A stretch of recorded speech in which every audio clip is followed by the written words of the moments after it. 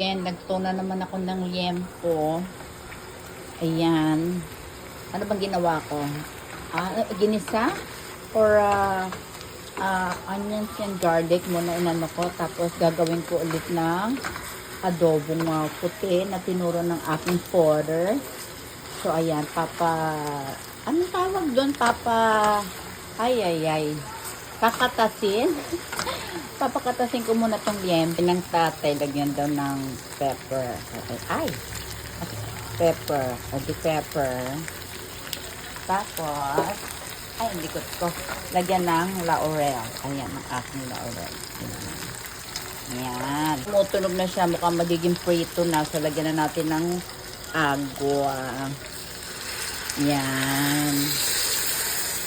Konting agwa, encantada lang. Tapos, yan. I-boil ko muna siya. Andalagyan ko siya ng suka.